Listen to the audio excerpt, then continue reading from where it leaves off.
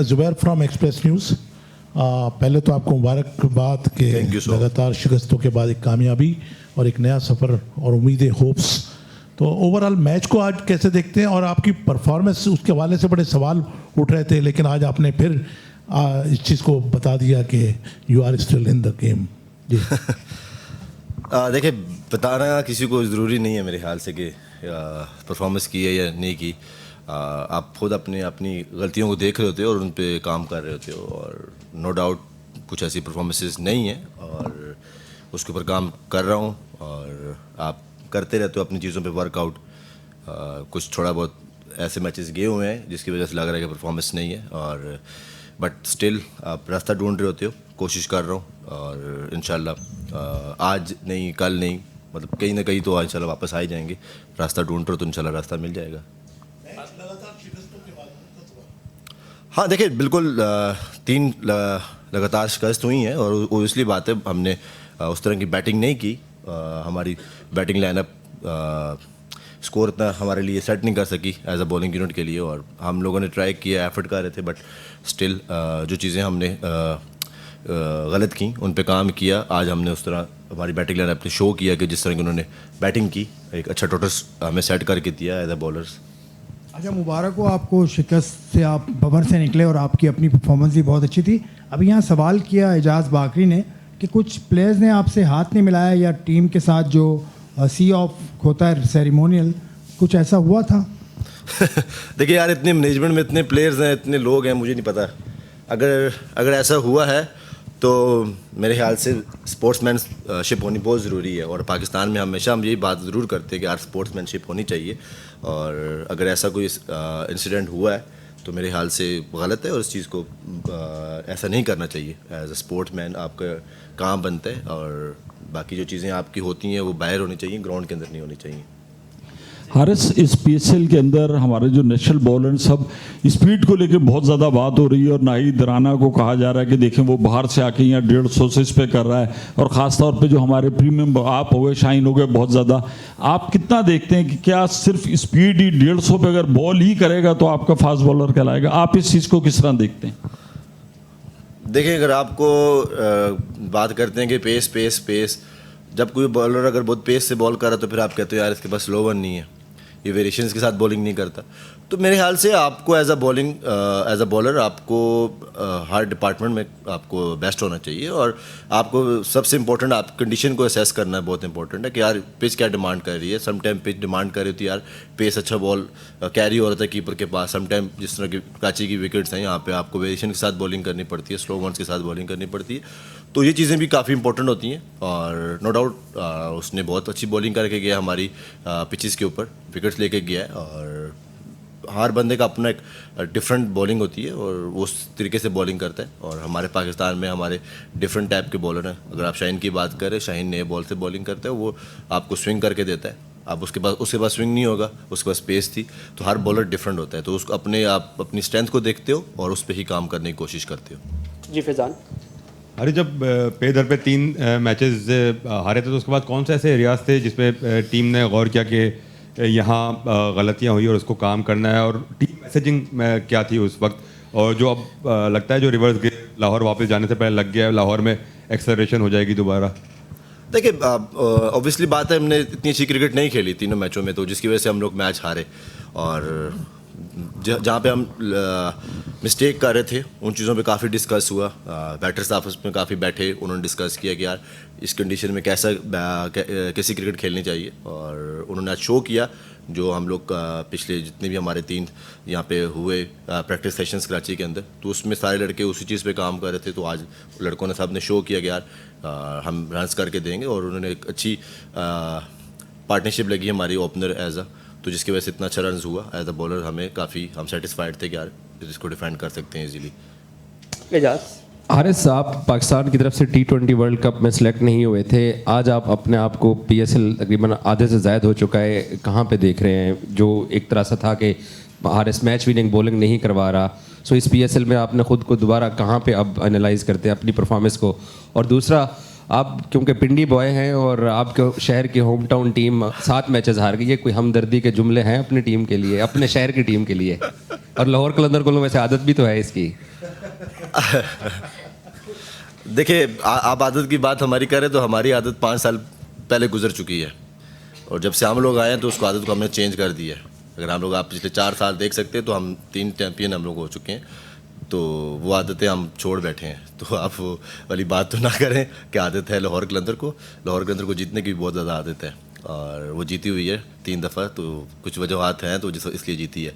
और अब दूसरी बात क्या कह रहे थे कि अपने आप को देख रहा हूँ यार, देखें आप अपने आप को हमेशा कहीं ना कहीं आप ट्राई करते हैं बेस्ट करने की, और सम टाइम आपसे नहीं होता, और बट ये कि स्टिल आप अपने आप पे बिलीव रखते हो और अपनी चीज़ों पे काम कर रहे हो। और मैं अपनी चीज़ों पे काम कर रहा हूँ, ये नहीं है कि मैं अपनी चीज़ों पे काम नहीं कर रहा। मुझे बिल्कुल पता है कि यार मैं कहाँ पे गलत हूँ और उनको कैसे ठीक करना है, वो भी मुझे ही पता है कि मुझे कोई आके नहीं बता सकता कि आपने ये ठीक करना है या आपको ये कर दो। तो वो एज अ जो इंसान अपने आप को बेहतर जानता है और वो ख़ुद को ही ठीक कर सकता है।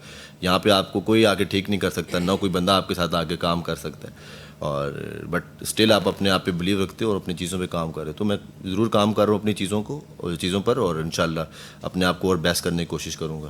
और अपने पिंडी शहर के लिए यार उनके अभी मेरे कितने मैचेस बाकी हैं, अल्लाह करे तीनों मैच जीते वो, हमारे लिए आसानी हो जाए।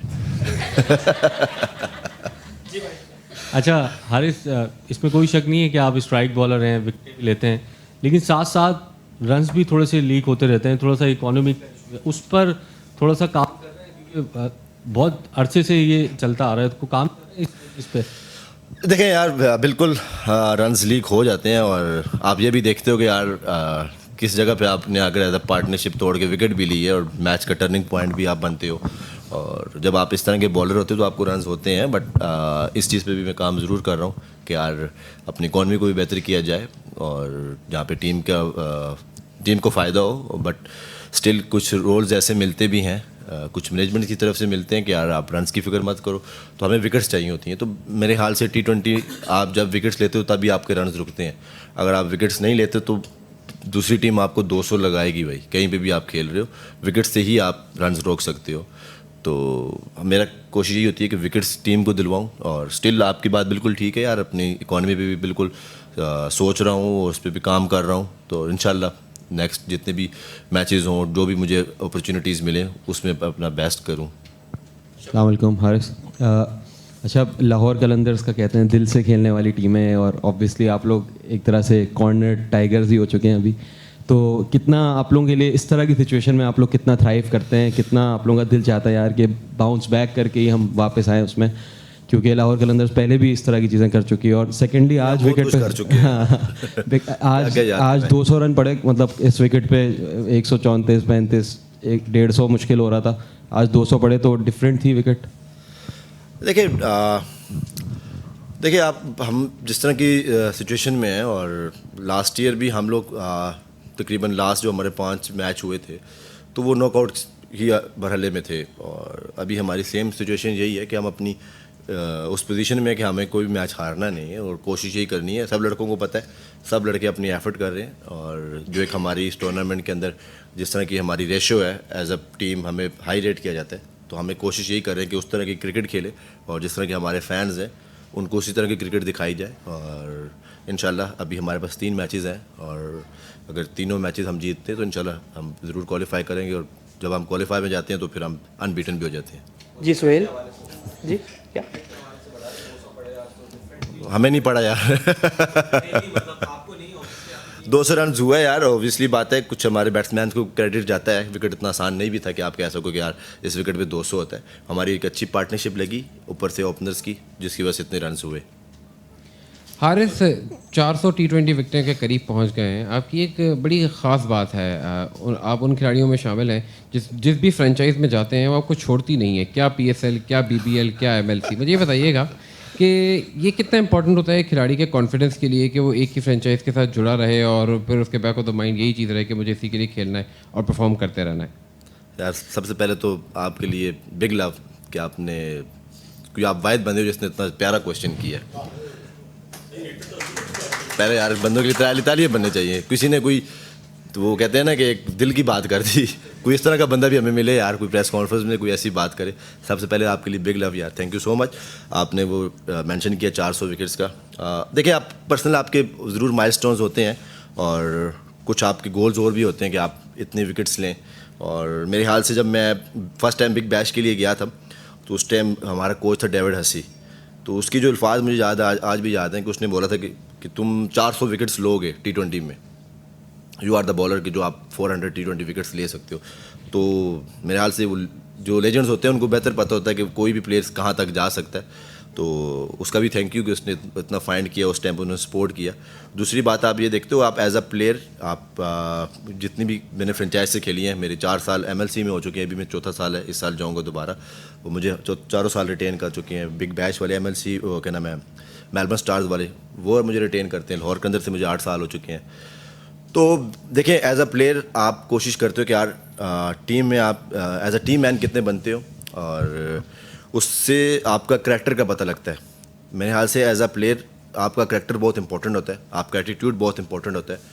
परफॉर्मेंसेस होना ना होना वो एक डिफरेंट चीज़ है, बट आप ऑफ द फील्ड आपका एटीट्यूड कैसा है, टीम मैन कितने हो, आप अपने यंगस्टर्स के साथ कैसे चलते हो, आप अपने सीनियर्स के साथ कैसे चलते हो, तो वो चीज़ें मेरे ख्याल से काफ़ी मैटर करती हैं। और जो इंटरनेशनल लीग जब आप खेलते हो तो उस चीज़ में वो काफ़ी हाई रेट करते हैं। और आप कहीं भी जाते हो तो आपसे पहले किसी की आपकी मालूमात के लिए किसी से पूछा जाता है कि यार ये टीम मैन कैसा है। तो मेरे ख्याल से टीम मैन होना बहुत इंपॉर्टेंट है। उसके अलावा मैं जिस तरह MLC में शेन वॉटसन के साथ खेलता हूँ, और वो जिस तरह मेरे पे बहुत ज़्यादा ट्रस्ट करता है, और हमेशा ही वो मुझे ये बात करता है कि I am very lucky to have you. तो ये अब कुछ अल्फाज ऐसे होते हैं कि जो आपको बड़ा प्लेयर बना देते हैं, और आप फिर जब ग्राउंड में जाते हो तो आप बड़े दिल से जाते हो। तो कुछ अल्फाज उसके ऐसे होते हैं कि वो जब भी जाता हूँ ग्राउंड में, तो हालांकि दूसरा सीज़न था मेरा, इतना अच्छा सीज़न नहीं गया था MLC का, बट स्टिल उसने मुझे रिटेन किया था। जब 3rd सीज़न में मैं गया तो उसने जो स्टार्टिंग में मेरे साथ मीटिंग की, तो उसके अल्फाज मुझे आज भी याद है। तो मैं जब 3rd सीज़न खेला तो मैंने 6 मैचों में 17 आउट किए उसके लिए, और 4 मैचेस मैंने मैच जितवाए उसको। तो वो जो उसके अल्फाज हैं, समटाइम वो मुझे उसने ऐसे अल्फाज कहे कि you are the dream person for any team.